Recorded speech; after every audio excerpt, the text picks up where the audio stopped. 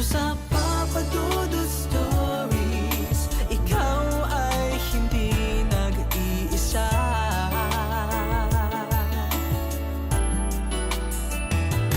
Dito sa Papa Dudut Stories, may nagmamahal sa'yo.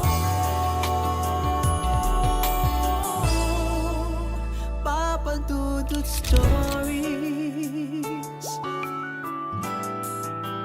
Papa Dudut Stories. Dear Papa Dudut, sa lahat po ng mga nakatutok ngayon, huwag kalimutan na mag-like, mag-share at mag-subscribe.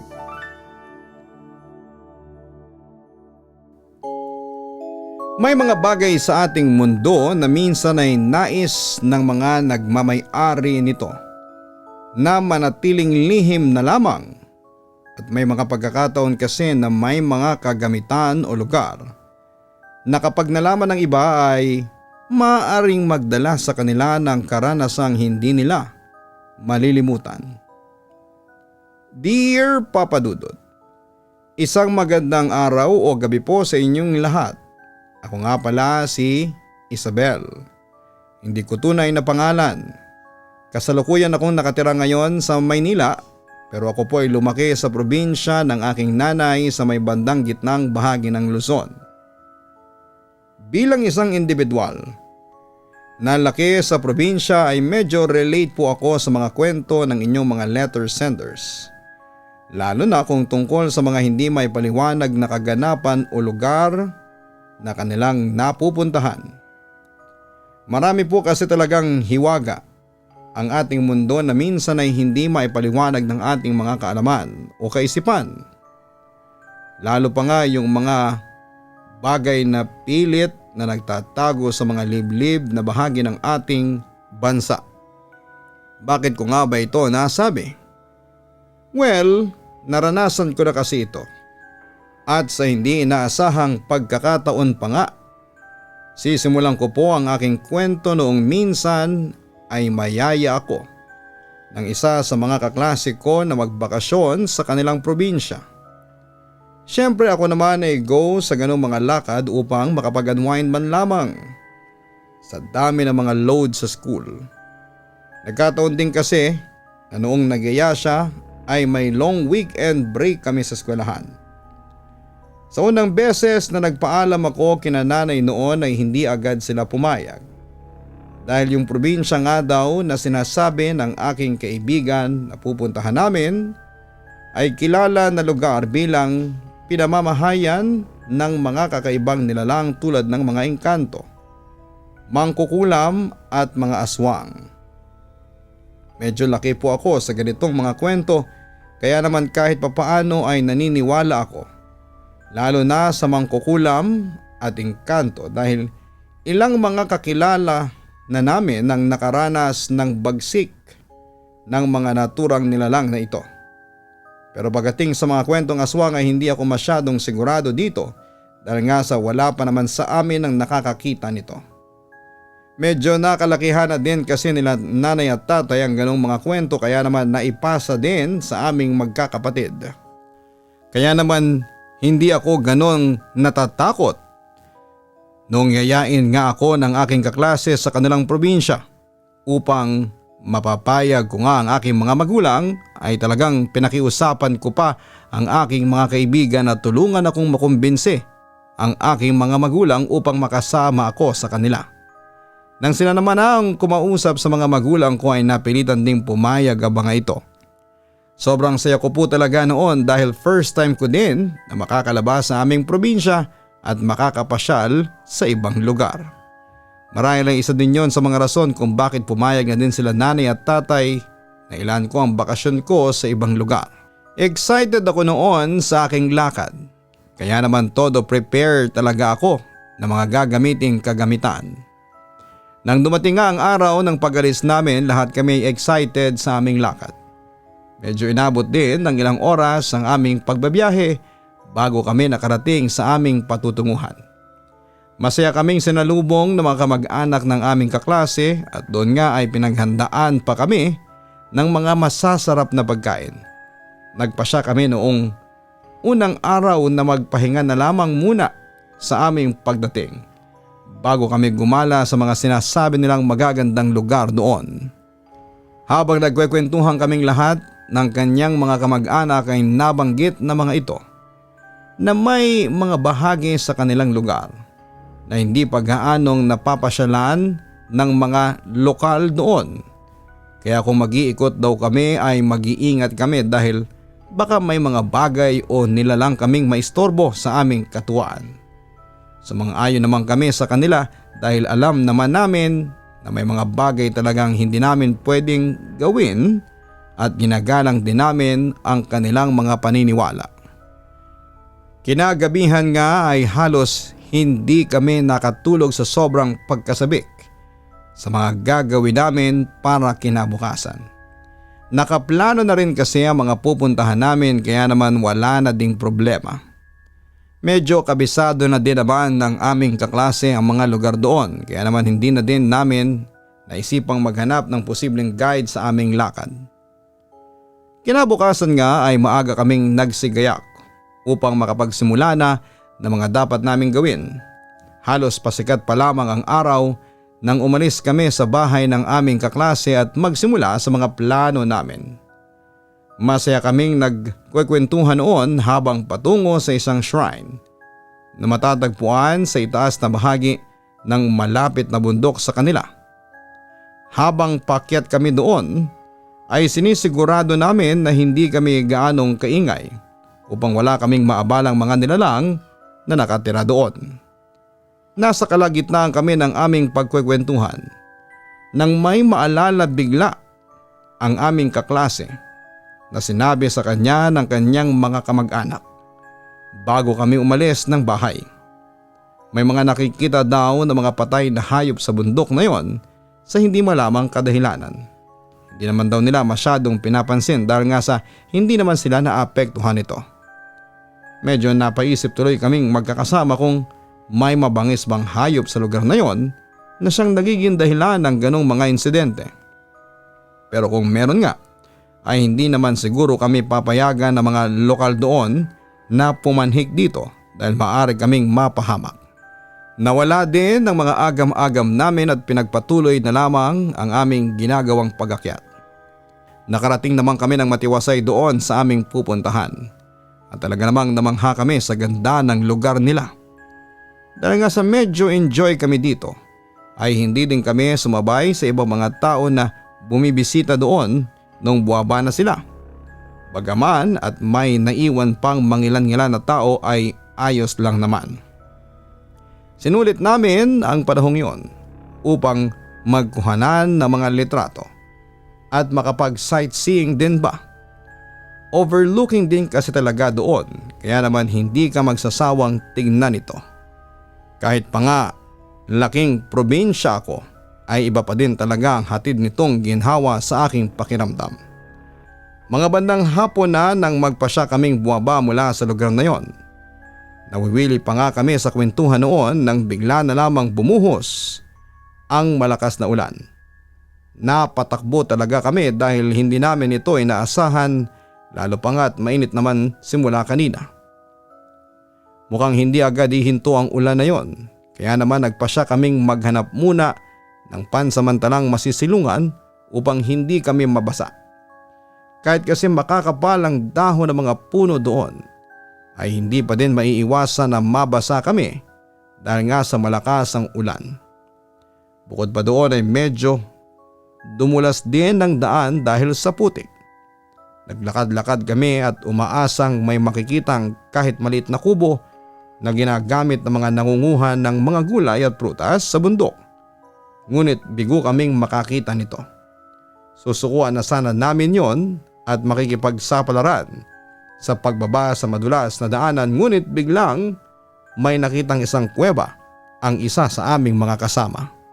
Hindi na kami nagpatumpik-tumpik pa at doon nga ay sumilong na kami. Medyo may kakaibang amoy sa loob ng kuwebang yon, ngunit hindi na namin ito pinagtuunan pa ng pansin at inisip na lang na dala lamang ito ng singaw ng lupa. Nasa bungad lang din naman pati kami dahil madilim sa loob ng kuweba at medyo Nakakatakot ang vibes nito para sa amin. Maghihintay lamang kami na tumigil ang ulan bago namin muling baybayin ang daan pababa sa bundok. Nakaupo kami doon habang nagkwekwentuhan ng mga bagay-bagay. Nang ilang saglit pa ay mapansin namin ang isang malaking aso na nakatingin sa amin mula sa mga kakahuyan. Bumalik sa aming isipan ang ikinuwento ng mga kamag-anak ng aming kaklase kung saan ay may nakikitang mga patay na hayop doon. Bagaman at nakatingin ito nang mataman sa amin ay hindi din ito kumikilos sa kanyang kinakalagyan. Tila pinag-aaralan nito ang aming mga kilos at may sarili itong isip.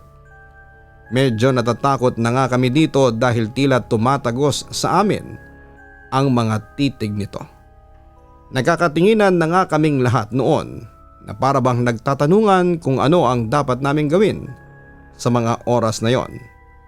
Nagbulungan kami na hahayaan na lang namin ito kung hindi naman ito lalapit sa amin. Baka kasi pag binugaw namin ito ay magalit ito sa amin at doon kami mapahamak. Tahimik kaming nakikiramdam sa malaking aso na yon. Nang bigla na lamang itong umangil at sumugod patungo sa direksyon namin. Dito na kami napatili at napatakbo papasok sa mas malalim na bahagi ng kuwebang yon. Magkakahawa kami ng kamay upang hindi magkahiwa-hiwalay. Tuloy-tuloy lamang kami sa aming pagtakbo hanggang sa may makita kaming isang siwang na maaari naming pagtaguan. Agad kaming lumiko doon at halos pigil hiningang hinintay na lumampas sa amin ang tila nauulol na asong yon. Rinig namin ang mga yabag sa kanyang 4 na paa at todo pigil hininga talaga kami dahil sa takot na baka marinig nito kung nasaan kami nagtatago. Makalipas pa nga siguro ang ilang minuto ay narinig naming lumampas na ito sa amin. Naghihintay kami hanggang sa hindi talaga namin marinig ang kanyang mga yabag. Nang makasigurado kami na wala na ito at talagang nakalampas na, ay doon lamang kami lumabas sa aming pinagtataguan. Nakahinga naman kami ng maluwag ng mga oras na yon dahil ligtas na kami sa kapahamakan.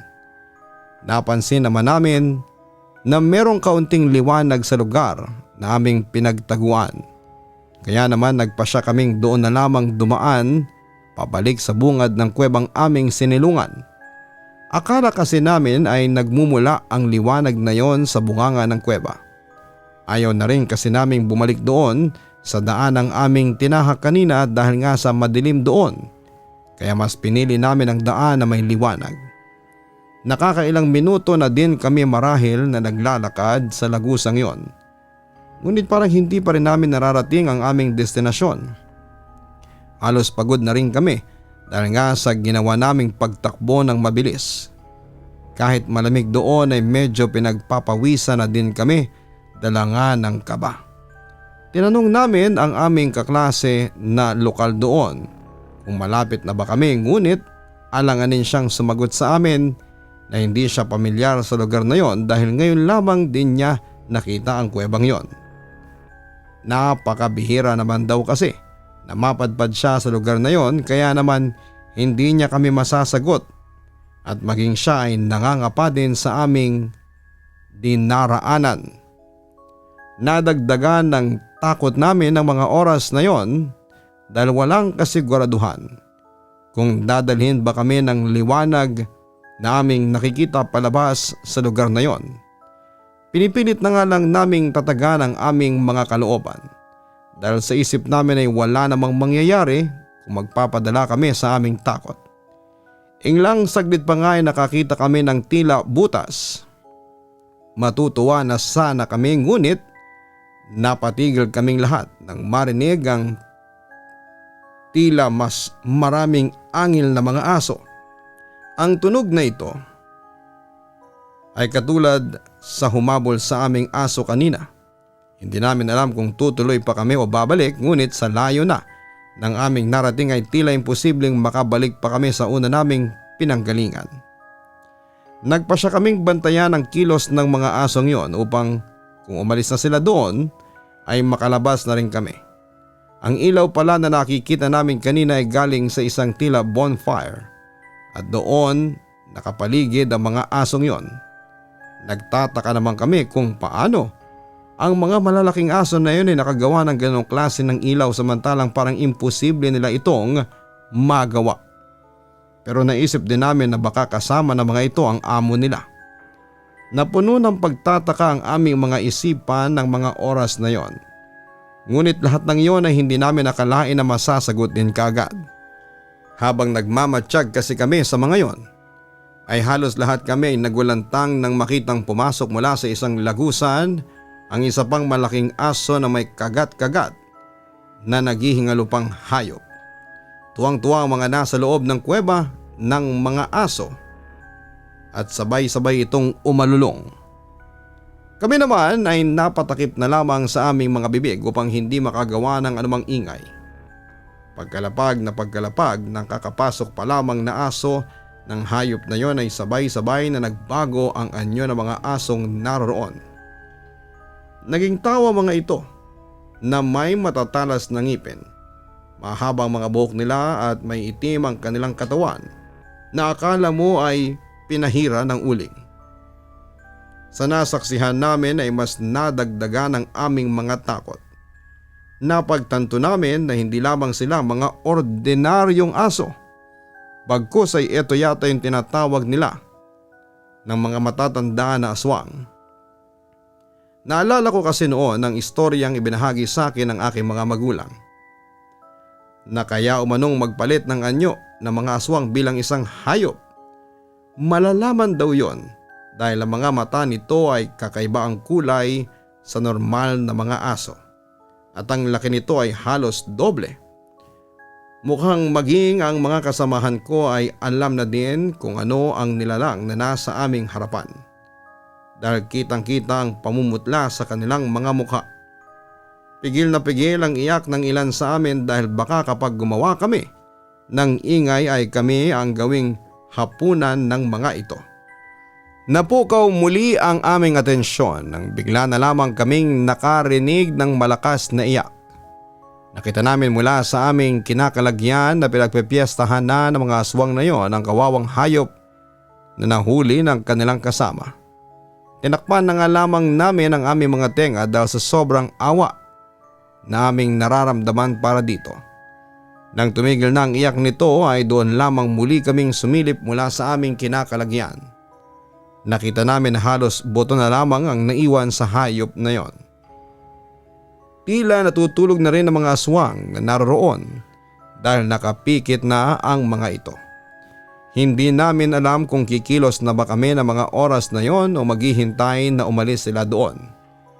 Ngunit sa paraan ng kanilang pagkakahimbing mukhang ang lugar na yon at ang buong kuweba na aming nasilungan ay ang tirahan ng mga ito. Nag-isip muna kami ng mabuti bago kami kumilos nang makapagpasya at makapag-usap na kaming lahat ay buwang loob namin na kumilos upang makalis na sa impyernong aming napuntahan. Dahan-dahan ang mga naging kilos namin. Buti na lamang at iilan lamang ang naroon na aswang. Kaya naman hindi naging mahirap sa amin na makahanap ng daan upang makalabas doon. Marahan at tahimik ang aming mga kilos na hinakbangan ng mga natutulog na aswang na yon. Kita pa namin ang mga bibig nila na may mga bahid ng dugo mula sa kanilang pinagpiestahang hapunan kanina. Ingat na ingat kami na walang masanggi upang hindi mapukaw ang atensyon ng mga ito. Halos nasa bungad na kami ng lagusang nakita naming pinasukan ng huling aswang na dumating doon nang may marinig kaming ingay mula sa aming likuran. Aksidenteng nasipa ng isa sa mga kasamahan namin ng tila isang bato dahilan upang tumama ito sa mga natutulog na aswang doon. Nagkatingin ang kaming lahat nang makita namin na nagmulat ng mata ang aswang na yon at dahan-dahang bumangon. Agad na napako ang tingin nito sa amin nang mapagtanto siguro nito na may ibang nilalang na nakapasok sa kanilang tirahan ay isang malakas na sigaw ang pinakawalan nito. Dali-daling nagsibango ng mga kasamahan niyang aswang at doon ay natuon ang atensyon nila sa amin.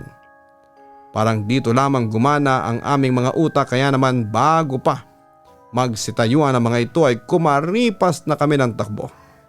Hindi na kami lumingon pa sa aming likuran at dire-diretso lamang ang aming takbo. Tila nawalan na nga kami ng panahon noon na makaramdam ng takot. Ang nasa isip lang namin ay ang makalabas sa lugar na yon ng ligtas at makababa ng bundok ng walang anumang aberya. Rinig na rinig namin ang mabibilis din na kilos ng mga ito. Marahil ay naganyong aso na naman ang mga ito upang mas maging mabilis ang kanilang kilos. Laking tuwa lang talaga namin nang makita namin ang bungad ng kuweba na aming pinanggalingan kanina. Mukhang tumila na ang ulan ngunit madilim na sa paligid. Nang makalabas na kami sa kuweba ay nanguna sa amin ang kaklase naming lokal doon at mabilis kaming sinigawan na sundan lamang siya dahil mula doon ay kabisado na niya ang mga dadaanan. Tulad nga ng kanyang sinabi ay listo kaming sumunod sa kanyang mga galaw at daanang pinatutunguhan. Lumingon naman ako sa aming likuran upang tignan kung nakasunod pa ba ang mga yon. Ang mga nilalang na ito. O huminto na sila nung makalabas na kami sa kuwebang kanilang tinitirhan. Ngunit halos manlaki ang aking mga mata nang makitang patuloy pa din nila kaming hinahabol. Sa kanilang anyong aso ay tila nauulol silang mga hayop na handang sunggaban ng sinumang maabutan nila sa amin. Mas binilisan pa namin ang aming mga kilos upang tuluyang makalayo dito. Kahit hingal na kami at ramdam namin na halos bibigay na ang aming mga tuhod ay hindi kami tumigil dahil alam namin ang posibleng kahinatnan namin kung sakaling maabutan nila kami. Halos panawan na nga kami ng ulirat dahil sa pagod ng mga panahong yon. Nang mapansin namin ang mga ilaw mula sa isang bahagi ng gubat. Walang pag-aalinlangan kaming lumihis patungo dito habang sumisigaw ng tulong mula sa kung sino man ang naroroon. Nang makarating kami sa bahaging iyon ng gubat ay doon namin nakita ang mga magulang ng aming kaklase na nag-aalalang tinatawag ang pangalan namin. Talagang nakahinga kami ng maluwag ng mga oras na yon dahil pakiramdam namin ay ligtas na kami. Nang makalapit na kami sa kanila ay doon na kami napaluhod sa sobrang pagod. Agad naman naming nilingon ang aming likuran upang tignan kung naroon pa ang mga nilalang na humahabol sa amin. Nasa likuran pa rin namin sila ngunit nang makita nila ang maraming tao doon ay huminto sila at inangilan na lamang kami. Nakita din ito ng mga tao doon kaya naman naging alerto ang mga ito at agad kaming prinotektahan mula sa mga ito. Hindi naman umatake ang mga aswang na ito at ang ganyong tao na muli. Galit na galit ang mga ito na nakatingin sa amin. Mahinahon naman itong kinausap ng isang matandang taga doon na huwag na kaming gambalain. Ngunit galit na sumagot ang tila pinuno ng mga aswang na yon na hindi sila ang unang nanggambala sa amin kundi kami ang siyang gumulo sa tahimik nilang pamumuhay sa kuwebang yon. Hindi naman daw sila nananakit ng mga tao ngunit kung kinakailangan ay handa silang protektahan ang kanilang tirahan mula sa mapangahas na mga kabataang tulad namin. Dito na kami talaga naiyak dahil hindi namin sinasadya na mapadpad sa kanilang nakatagong tirahan. Agad naman kaming lumapit sa mga ito at humingi ng paumanhin dahil sa aming nagawang panggagambala sa kanila. Sinabi namin dito ang naging sitwasyon namin at ang dahilan kung bakit napasok kami sa malalim na bahagi ng tirahan nila. Nangako naman kami sa kanila na hindi mauulit yon at hindi manalaman ng ibang tao ang kanilang kinakalagyan. Ito po ang dahilan kaya hindi ko din binanggit dito sa aking liham ang probinsyang yon ng aking kaklase kung saan ang eksaktong lugar na yon. Nangako din ng mga mamamayan ng baryong kinakabilangan ng aking kaklase na walang sino man ang makakaalam ng kanilang sikreto.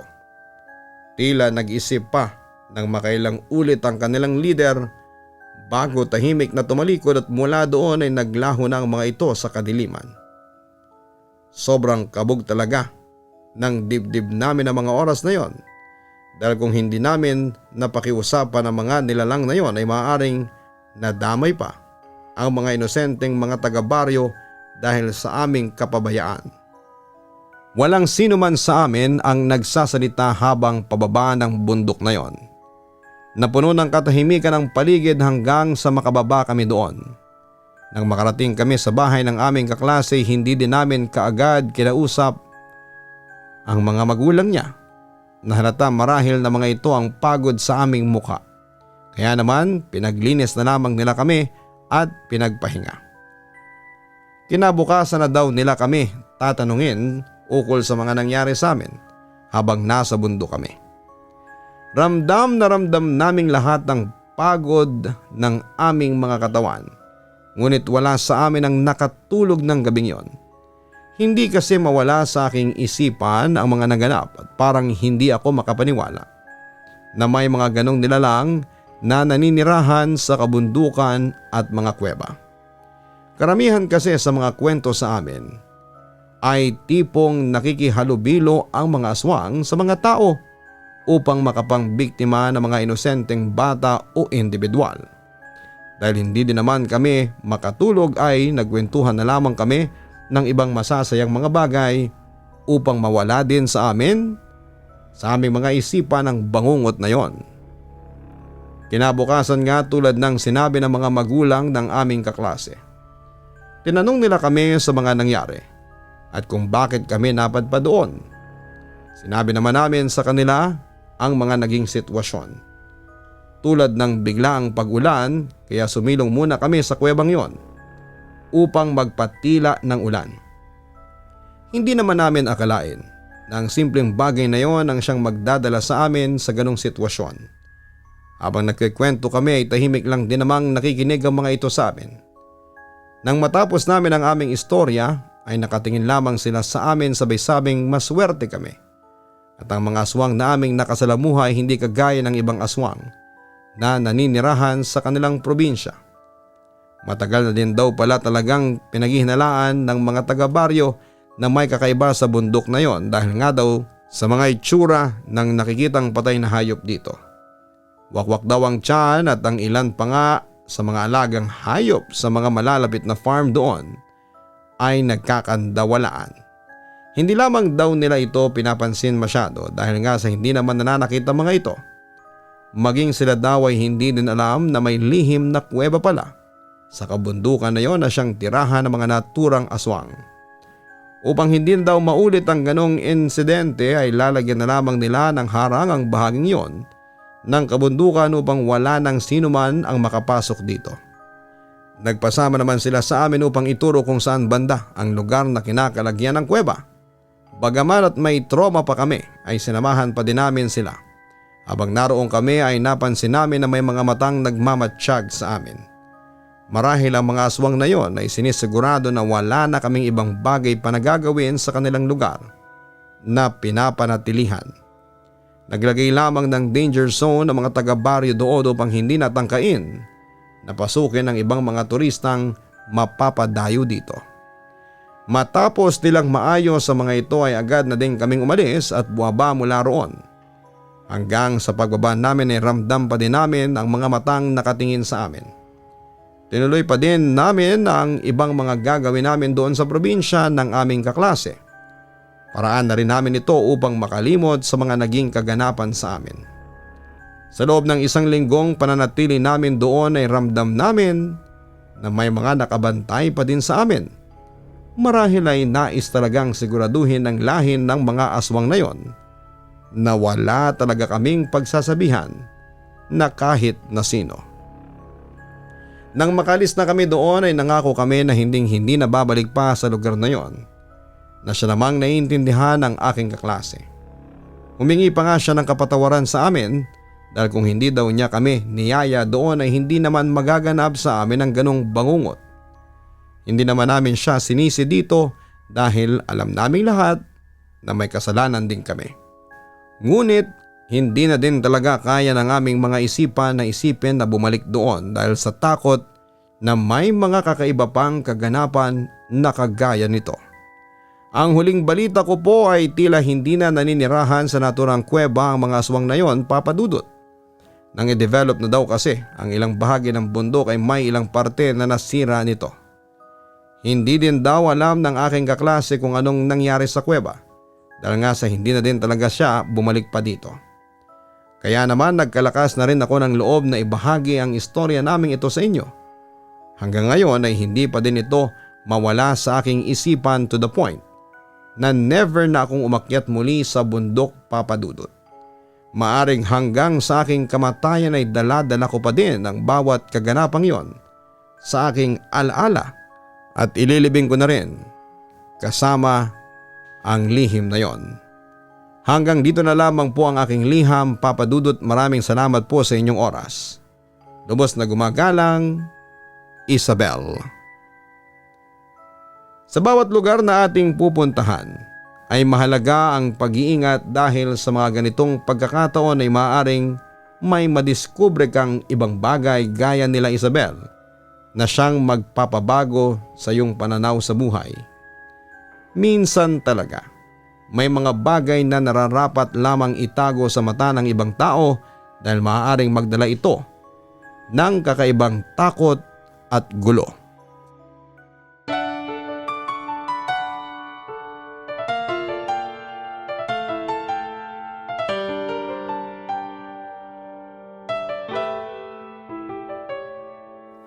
Ang buhay ay mahiwaga, laging may lungkot at saya. Sa Papa Dudut Stories, laging may karamay ka.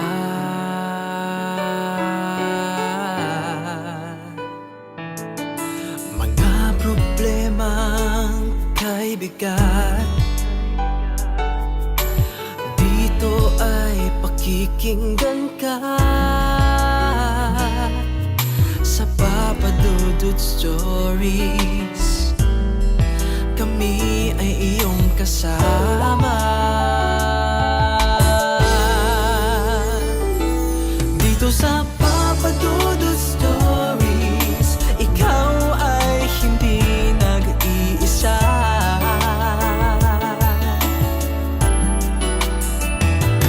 Dito sa Papa Dudut Stories, may nagmamahal sa'yo. Papa Dudut Stories, Papa Dudut Stories, Papa Dudut Stories.